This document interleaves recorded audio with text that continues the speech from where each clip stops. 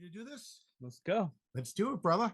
All right. So I am sitting here in Pat Badger's studio on his property at his house. Yeah. And we appreciate you opening these doors and letting us in. Hey, anytime. You know, usually people close the doors when they see us coming, but you opened it. And this is super special to me, not only because your band is very well known around the world, but you have been a friend for over 40 years. The other day was your birthday, and I posted it, and it really hit me hard. I'm like, holy shit, we've known each other for over 40 years. It's been a very long time, and it's hard to believe. I mean, we've known each other since middle school, so it's hard to believe we can even say that's 40 years ago. But yeah, that's crazy. That just tells everyone our age, you know, and it's crazy stuff. I mean, we've seen you as a friend before you were an established musician. Yeah. And it's been great watching your journey, and I've been able to share a lot of the. Oh yeah, I mean, you've come out on the road. We've done weeks on the bus. We've been through thick and thin, brother. We have the stories we could tell. Oh, we got a lot. We won't be telling them today. Yeah, some of them are gonna have to be kept close to the heart. Yeah, you know. But you are a bass player, and you are a bass player for the band, obviously, of Extreme, which is well known around the world. But also, you started your own band, a tribute band, the Dark Desert Eagles. Yeah, and tell us about that. Well, a lot of people wonder, why you're in an internationally touring band, and why would you ever do like a tribute band? Like they look down on it or something, you know? So for me, it's a way to express myself that I play guitar and I sing lead vocals in Dark Desert Eagles. And of course it's it's an amazing catalog of music. The Eagles catalog is like second to none. They have the #1 and the #3 best-selling album of all times. And so the songs are just amazing. I was always a big fan of the Eagles growing up. So in a way, for me, it was kind of like going back to the egg, like I played bass and everything in Extreme, but for me to go back and just play the songs I grew up listening to, it's a lot of fun. And just to get together with the guys in the basement and just hash out, play cover tunes. It's just it's a lot of fun. And so I got a big gig this Saturday night, which I'm looking forward to, Hampton Beach Casino. And then unfortunately the Dark Desert Eagles are going to be on ice for a little while Extreme's out on tour, but I guess that's a good problem to have. That is a great problem to have. Yeah, it's not even just a tribute show. You get into character. I mean, you put the fake mustache on. Well, I think that's what, with a swag. I think that's what separates tributes from cover bands. Like when you I always say, like, when people wanted to see an Elvis impersonator, you don't want to see just some guy that looks like your accountant. You want to see the guy with the the jumpsuit on and the sideburns, and so it's that suspension of disbelief. We're like portraying the Eagles in the 70s, like in their heyday. So it's fun to I play the part of Glenn Fry basically in the show, and we bring together a lot of besides the music, there's some humor in the show and some banter on stage. So that kind of makes it a fun, like a more like an entertainment thing than just going in here and cover tunes. Yeah, going to see the Dark Desert Eagles, it's like going into a time machine and going back pretty much. Yeah, it's really cool. It's a lot of fun. Look them up and find out. He, like Pat said, they're going to be playing soon, but he's going to be going out on the road. But when they come back from the road, he'll probably have a couple of Dark Desert Eagle shows out there. Oh yeah. So you definitely don't want to miss those. So check out the Dark Desert Eagles and you won't be disappointed. Before Extreme, you were in a bunch of other bands. Oh yeah. Started with maybe In the Pink. There was a band in high school called Damon. You probably remember that's that. Right. But even before that, I had some high school, like in Texas. I lived in Texas for a little while. You remember I moved away? Yeah. That's how long ago, John's known me since those days. But just playing in like little basement, garage bands or whatever. Really the first band, we did some recordings within the Pink, and that was kind of a local band. They went on to do some really cool things after I left, but I left that band to join Extreme.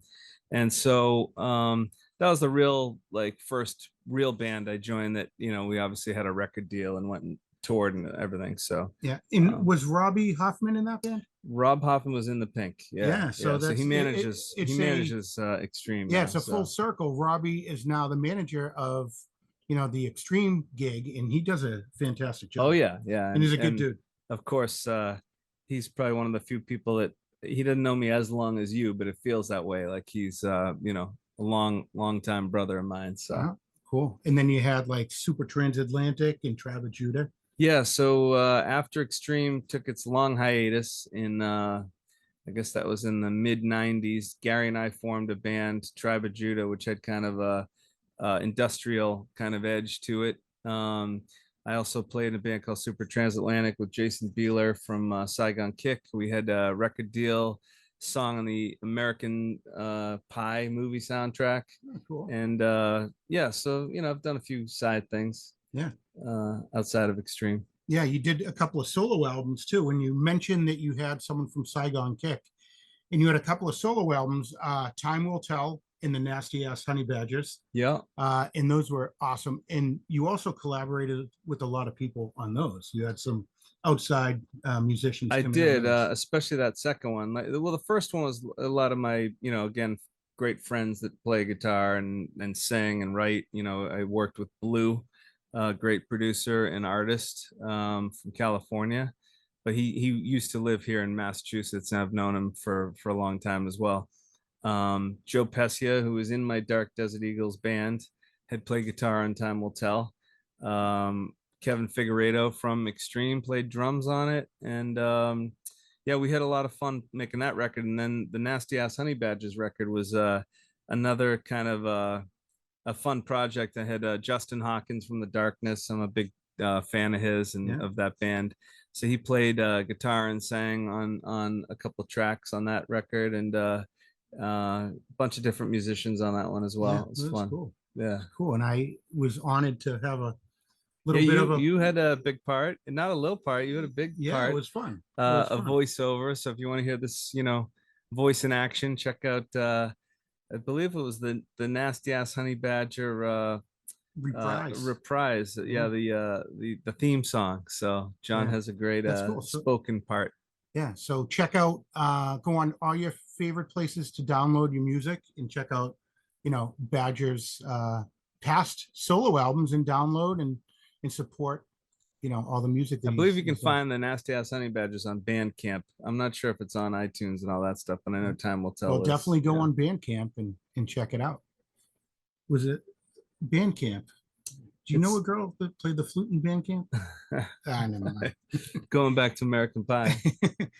So like people help you out. You did the same for other people. You helped out Dweezil Zappa on one of his albums. You did some background vocals on one of his songs Yeah. quite a while ago. And you did something on Sammy Hagar's Alive album too, right? Yeah, that was actually just kind of a well, first the Dweezil thing. Nuno produced Dweezil's record right around the time we were making Porn Graffiti, and so we got recruited to sing some background vocals on that. Um, Sammy had asked Gary and I to come up on stage at one of his shows down at whatever it is called now. It used to be Great Woods in Mansfield, then it was the Tweeter Center. Now it's Yes. Xfinity or Yeah, it's something. changed names a few times. So we got up and just sang the Van Halen song "When It's Love" with him and Michael Anthony, and so he ends up putting it on a live record and then gave us background vocal credits, which is kind of funny because I don't even know if you can hear us on the record or not, but That's all right. we were there. You were there. That's all that counts.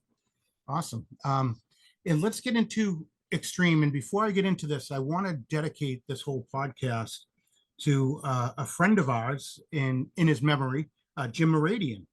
Jim was a big part of how this whole Extreme thing happened for you, indirectly and Yeah, directly. absolutely. Yeah. So Jim Moradian, he was a guitar builder, and he had a custom guitar shop in Winchester, Mass. He did repairs as well, and there was a time when I was living in Texas that a friend of mine, when I moved back, he had told me that Jim was, he had this guitar shop in our hometown of Winchester, and I had seen one of his famous basses, the bass player, yes, Chris Squire. He played one, so I was kind of curious about the guitar, and I was blown away that it was actually made in our hometown in Winchester. Yeah, it's pretty crazy. So I used to just go in there and hang out after school, just fascinated because I was like a kid in a candy store, all the custom guitars.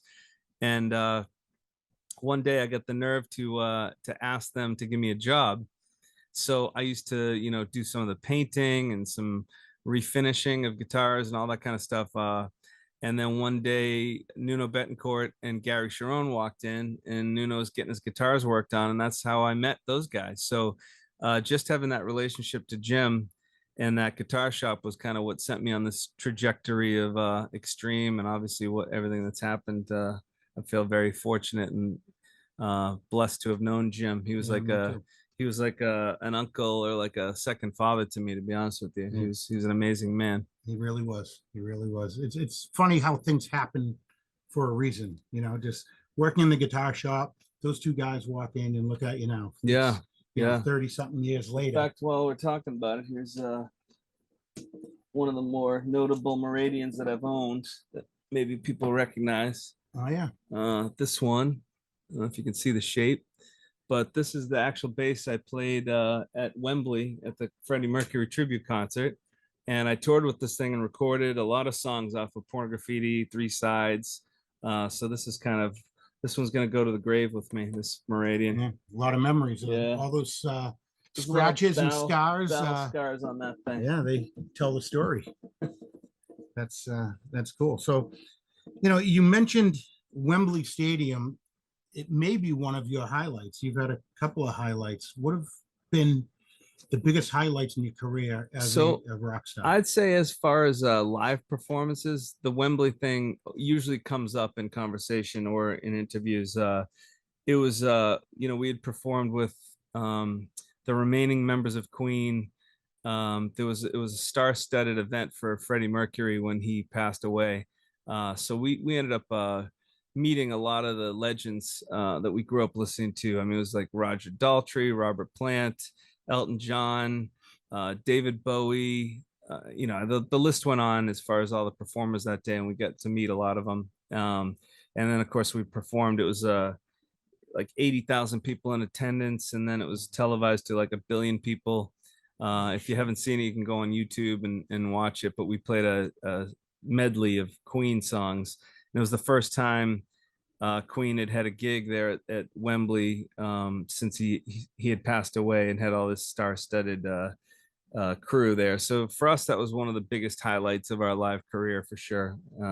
We look back on it and we still can't believe that all happened, but also can't believe how long ago that was now. Yeah, it was quite a while, but it's interesting because you and other members of, Extreme were influenced by Queen. But when you guys got up on stage, Brian May came out and he really meant it. You guys are personal friends of his. Oh yeah, yeah. And he said, I believe he said something like, these guys are real friends and they know more about what Queen and what Freddie was about than any other band on the planet. And we were all like, wow, I can't even believe he's saying this about us. And it's true. Like, when we think about some of the biggest bands that have influenced us, they're, up in the top 5. So to be recognized by him, and obviously had great response from their fans. They welcomed us with open arms. It was definitely one of the most memorable weekends or experiences of our lives, collectively. Yeah, absolutely. And you mentioned there's 4 or 5 other bands that were, excuse me, major influences on you. Absolutely. What were Yeah. some of the other bands? Well, probably for us, I'd say if you asked everyone in the band, Van Halen obviously would be a biggie. Led Zeppelin, of course, bands like the Beatles and the Stones and the Who. We all grew up listening to that stuff. So a lot of that classic rock. Of course, Aerosmith, our hometown heroes. But yeah, a lot of those bands who influenced Extreme. Yeah. Aerosmith, very interesting because as kids, we were in your house on Fletcher Street with your mom and dad downstairs.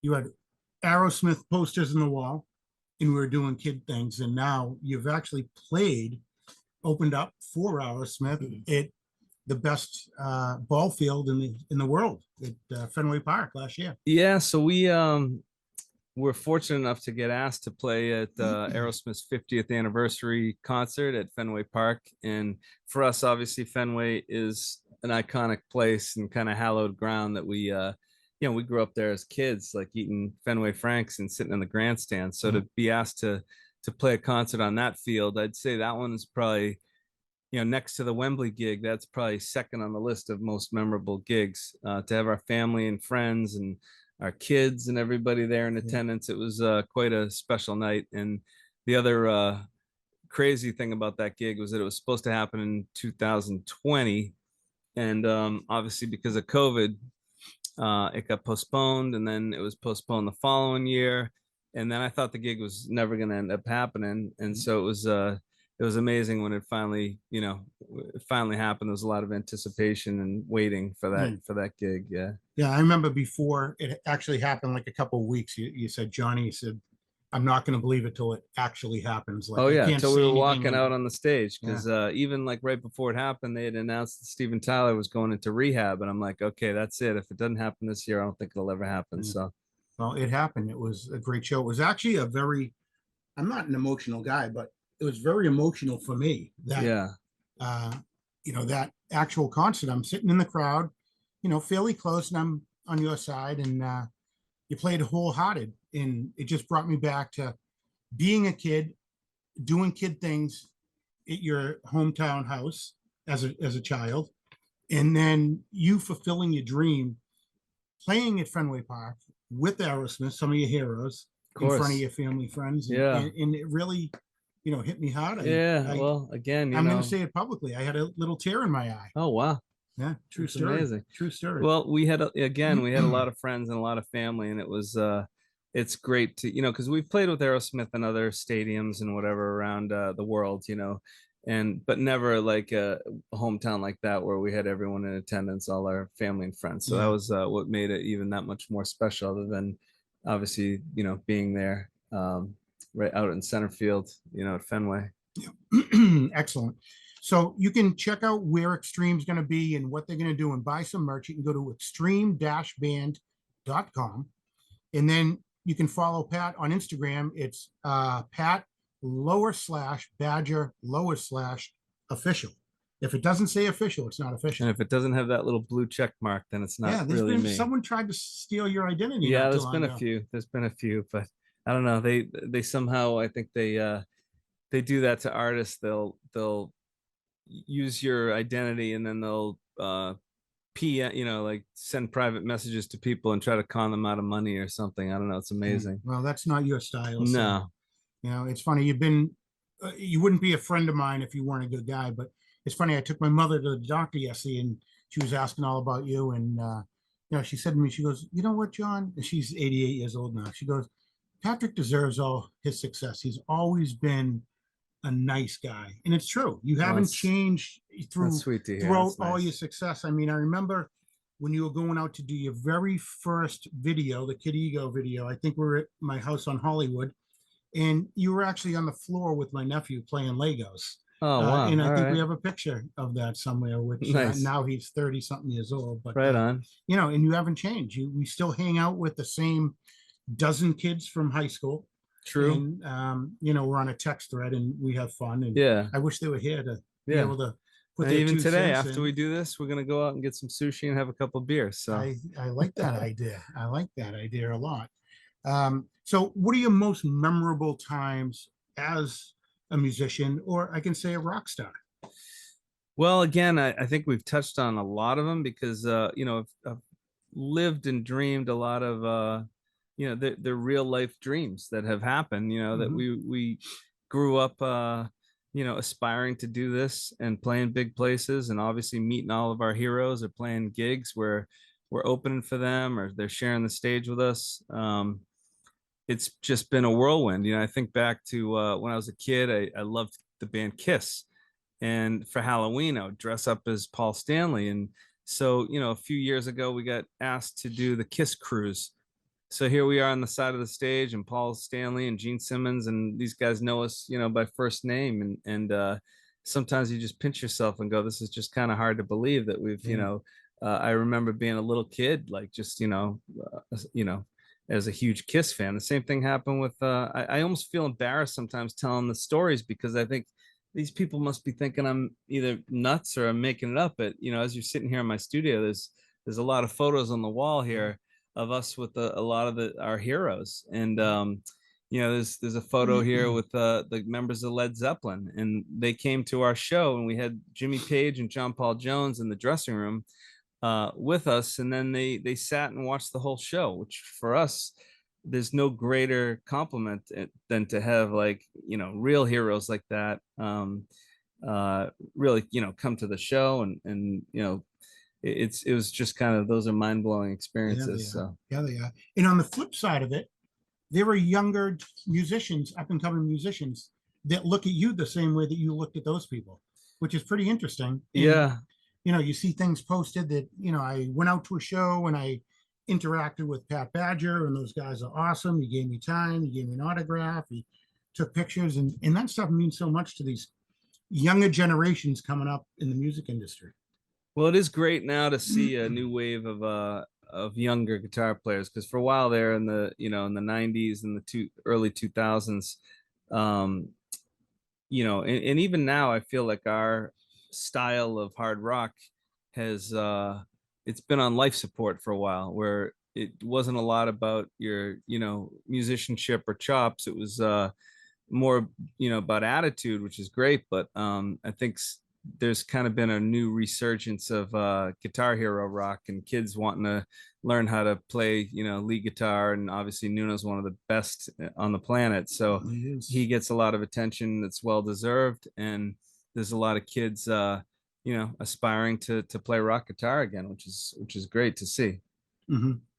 Yeah, Nuno definitely is one of the rock heroes, or guitar heroes of the world right now. Oh yeah, You yeah. know, And um, getting a and lot of attention right now. he is. One of the reasons he's getting a lot of attention is you guys just released a new album. It's been a long time in the making, a real long time, Hmm. and it came out, and it's entitled Extreme Six, and it's been teetering and going up and down, but for a little while there, it was number one downloaded in the world. The world's a goddamn big place. It is. And when you think about a lot of records that are out, to have suddenly come out of left field, because I don't think people were expecting, our album to get that much recognition. Yep. But yeah, it's really thrilling and exciting to be launching a tour in a week, less than a week, with that kind of buzz about the band. It's pretty exciting. Yeah, it's like we say, you are a rock star again. Well, I Some think people don't get one chance, you get two. Well, I don't think Extreme never really officially went away. We've been kind of, True. we've been around and still playing and touring, but it's great to have, this recent new, feels like this, you're surfing and the big waves building up behind you right Yeah. now. And now we're ready to Ride the wave. ride I the love it. wave. Just ride the wave. For up and coming musicians, would you give them any advice of, going for their dream? Well, I think the main thing would be to stay true to yourself. You can't try to chase things and try to chase trends and whatever, because they're always changing, and so you're always going to be behind. You just got to do what you do and stay true to your own influences and your own path. You got to definitely create your own path and just stay on that one, and not try to try to chase something else. Yeah. Yeah, that's great advice. So you're listening to Musicians and Beyond with Lawhorn and Sarabian. We are in studio, actually in his personal studio on his personal property, Patrick Badger from the Dark Desert Eagles and Extreme. And remember to follow him on Facebook and Instagram. Please follow us on Instagram and Facebook. Check out all that's going on, all his solo albums from the past, and support live music. Pat, this is incredible. You got so much going on at one time. It was quiet for a while, and now everything seems to be happening at once. You got all kinds of interviews, your records taken off, album, you got videos out, your phone's ringing off the hook, and you're getting ready for tour. You got to pack, you got to do this. Is that a lot of pressure? And how do you handle that? Because it seems to be everything at once. I'd say the biggest pressure is that feeling of, like, you're gonna just walk out of your own life, and a lot of people, your loved ones, for for a big stretch of time. So there is a bit of a uh, I guess the anticipation's there and it's all exciting, but there is also sort of a daunting feeling that like I can't believe this is Right. we're gonna be gone for a while. And but it's all for good reason. A lot of I always tell people to put in perspective, like they're like, how can you go away for 2 months or whatever? And I'm like, well, we're going to play rock and roll and doing what we love to do.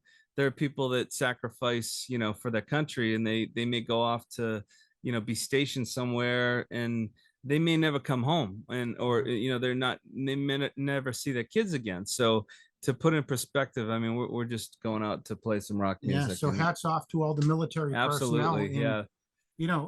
it's your job. You have to go out and do it. It's not as easy as people think. There's a lot to it. And you have to sacrifice a lot, but also your family also has to sacrifice. I think it takes a special type of family and friends to be able to, mold into this lifestyle. Oh, absolutely. I have a son who, the last time we did like a tour really this big, he was still little. And so it was tough to leave. And the kids, some of the guys in the band have little kids now. So it is a lot. It's a lot to be away for months at a time or whatever. But now, my kid's grown up and in college, so he understands it, and he's excited about it. So it's a Yeah. little different now. You know, You said he understands it, but watching him at the Fenway show was super special. Like he has known what you do, yeah. but when you were up there, I think it validated. He's like, "Holy crap, that's my Yeah, maybe father my up dad there." is cool after all, Yeah. right? Yeah. Does he think you're cool? Or? I remember seeing the look on his face when, I could see him from the stage. And for me, that was the highlight of my whole night, to be honest with you. The look on his face, like he was in disbelief, like, wow, look at my dad's up there in the Jumbotron at, Fenway Park. It's crazy. So yeah, that was one of the most special things about that gig. Yeah, and that night was special. It was a history making night. I think it was the biggest attendance that That Fenway Fenway Park ever has had. ever had in their whole Yeah, life. except sadly someone already broke the record. Well, you're gonna have I to get guess back. I guess the Grateful Dead with John Mayer just had a bigger attendance. Okay. How many Bastards. people? Like I don't one or two know. people? I don't know. Oh, But damn. at least we had it since September. That was a pretty big deal. All right, so you had 9 months of success. Yeah. All right, I like it. 9 months on top, but someone's always there to knock you down, right? True story. Pat, as a musician, you spend a lot of time obviously writing, practicing, recording, doing videos, this and that. What else do you do besides music? Do you have any other hobbies? Well, as you know, and we're here at my studio, there's farm animals outside that I've always a lot of people ask me about my alpacas, and I have a donkey, and like all that life. Just I like coming home to a quiet life, and I have elbow room out here, 10 acres where it's fun to just take care of the farm and just keeps it's nice and quiet and Yeah. just kind of a peaceful place to be in between all the nonsense and all the crazy. But as you know, I've had a fishing boat. I like to go out and fish. Really like to be outdoors. It's always been, I get stir crazy being inside, and even in the winters here get a little long. I like to go ski, and just being outside is really more conducive to my personality, I Yeah, guess. yeah, it's interesting too, seeing you up on stage rocking it hard, and then pulling up in your driveway and you're cruising around in your tractor, Kubota. That's probably one of my happiest places is Yeah. riding around on the Kubota. And you always have a beer in the beer holder there. Yeah, I do like to partake in libations. So Okay. You mentioned fishing, and this is interesting that you mentioned this. You just received a Grammy Emmy. You just received an Emmy Award for New England for a fishing show with Charlie Moore called Charlie Moore Outdoors. That's cool. Yeah, that was kind of an unexpected thing. I never thought when we shot the episode that, well, Charlie Moore actually had predicted it, that he's like, we're editing this thing, and it's coming out so amazing. He's like, I wouldn't be surprised if we get nominated or even won an Emmy. And I'm like, yeah, right. Yeah, whatever. And then he calls me. He's like, you're not going to believe this. We got nominated. Wow. And can you come to the show, or do you want to go to the awards show? So, of course, I'm sitting out there in the audience, and sure enough, the show wins. Wow. And so he already ordered me a statue. I don't have it in my hand, but I know it came in. But that was pretty exciting and unexpected, because some people on television go for their whole career without ever winning an award like that. So it was kind of a blessing, stroke of luck, or whatever you want to call it. But it was a fun show. You can catch it on Charlie Moore Outdoors. He has an app too. I believe it's called like No Offense, Charlie Moore's No Offense. If you scroll through it, you'll see the episode with Pat Badger from Extreme. It was Yeah. fun. Yeah, it looked like it was fun to make. Well, besides the fishing part, because that's just, really an Mhm. excuse to have a conversation or an interview. We also went to Ernie Bach, who's a great friend of ours. He has an amazing collection of, he's a big car guy, if you don't know who he is outside of New England, but he has an amazing collection of, any kind of sports car, and obviously like Rolls Royce, Ferraris, Bentleys, Lamborghinis, whatever. So we went into his private collection where he houses all these, and we did some of the episode there if you haven't seen it. And so we jammed. I got Gary involved, Joe Pescia from my Eagles band, Dana from my Eagles band, Ernie jumped on guitar, and we just jammed some that classic cover, Train Kept a Rolling, by, well, most notably by Aerosmith. We did kind of that version. Gary sang, and we had a blast. So that's all part of the episode, and I think what made it so cool. Yeah. The show was entertaining. Yeah, that's fun because you're used to doing the music thing, and then all of a sudden you're thrown into the TV thing. Now Oh you're yeah, yeah. And again, it was just really like an interview. yeah, But I think because it was, in the setting, and we had some fun stuff to talk about, that's what made people vote for it, for yeah, for yeah. It was a the great win. show. It was great, and I enjoyed watching the whole thing transpire. It was pretty cool.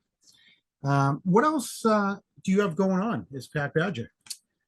So geez, I think we kind of covered most everything. I mean, family life, farm, kids, touring with Extreme, Yeah, doing my Dark Desert Eagles. I'm a very lucky man. I'm a blessed guy. you are a blessed guy for sure. Get to still see all my true friends, all our old Winchester friends, and I got, I'm just very, very blessed with friends. Yeah, So I'm a very lucky yeah, guy. and you're healthy, you're happy, and everything is good.